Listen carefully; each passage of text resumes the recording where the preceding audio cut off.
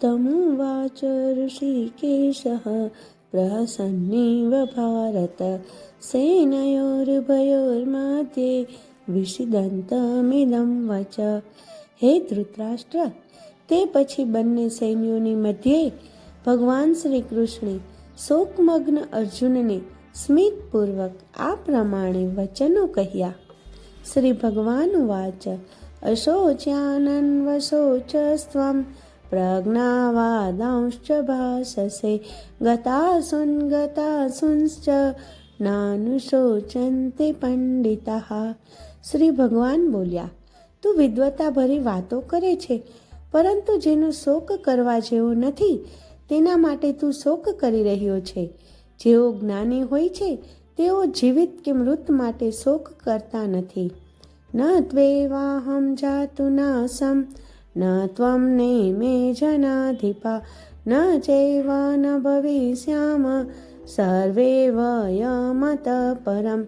એવું ક્યારેય ન હતું કે હું વિદ્યમાન ન હતો કે તું ન હતો, અથવા તો આ બધા રાજાઓ ન હતા, અને એવું પણ નથી કે પછી ભવિષ્યમાં આપણે બધા નહીં હોઈએ. દેહિનોસ્મિન યથા દેહે કૌમારમ યૌવનૈ જરા તથા દેહાંતર પ્રાપ્તિર ધીરસ્તત્ર ન મુહ્યતિ. જેવી રીતે દેહધારી આત્મા શરીરમાં કુમારાવસ્થામાંથી યુવાવસ્થામાં અને પછી વૃદ્ધાવસ્થામાં એમ નિરંતર પસાર થતો રહે છે, તેવી જ રીતે મૃત્યુ પછી આત્મા બીજું શરીર ધારણ કરે છે. ધીર પુરુષ આવા પરિવર્તનથી મોહિત થતો નથી. માત્ર સ્પર્શાસ્તુ કૌંતેય શીતોષ્ણ સુખ દુઃખદા આગમાપાયિનો નિત્યા સાંસ્થિતિક્ષસ્વ ભારત. હે કુંતી પુત્ર, ઇન્દ્રિયો તથા ઇન્દ્રિયોના વિષયોનો સંપર્ક સુખ અને દુઃખના ક્ષણભંગુર બોધને વેગ આપે છે. તેઓ અનિત્ય હોય છે અને શિયાળા તેમજ ઉનાળાની ઋતુઓની સમાન આવન જાવન કરે છે. હે ભરતવંશી, મનુષ્ય તેમને અસ્વસ્થ થયા વિના સહન કરતા શીખવું જોઈએ.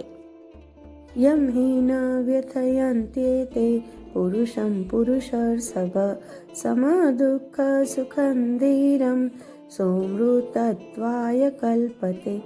હે પુરુષ શ્રેષ્ઠ અર્જુન, જે પુરુષ સુખ તથા દુઃખમાં વિચલિત થતો નથી અને બંનેમાં એક સમાન રહે છે તે મુક્તિ માટે સર્વથા યોગ્ય છે.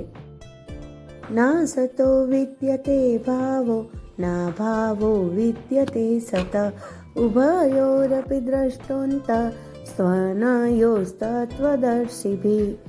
જે અશાશ્વત છે તે ક્યારેય ટકતું નથી અને જે શાશ્વત છે તે ક્યારેય હીન થતું નથી. દ્રષ્ટાઓએ આ સત્યને બંનેની પ્રકૃતિના અધ્યયનથી અવલોક્યું છે. અવિનાશી તુ તદ્વિદ્ધિ યેન સર્વમિદં તતં વિનાશમવ્યયસ્યાસ્ય ન કશ્ચિત કર્તુમર્હતિ. જે સમગ્ર શરીરમાં વ્યાપ્ત છે તેને જ તું અવિનાશી જાણ. તે અવિનાશી આત્માનો નાશ કરવા કોઈ જ સમર્થ નથી. અંતવંત ઇમે દેહા નિત્યસ્યોક્તા શરીરિણઃ અનાશીનો પ્રમેયસ્ય તસ્માદ્યુધ્યસ્વ ભારત. કેવળ ભૌતિક શરીર નાશવંત છે, તેમાં વ્યાપ્ત આત્મા અવિનાશી, અપ્રમેય અને શાશ્વત છે. તેથી હે ભરતવંશી, યુદ્ધ કર. ય એનં વેતિ હંતારં યશ્ચૈનં મન્યતે હતં ઉભો તૌ ન વિજાનીતો નાયં હંતિ ન હન્યતે. જે આત્માને હણનારો સમજે છે તથા જે એને હણાયેલો માને છે તે બંને અજ્ઞાની છે, કારણ કે આત્મા નથી હણતો કે નથી હણાતો. જય શ્રી કૃષ્ણ.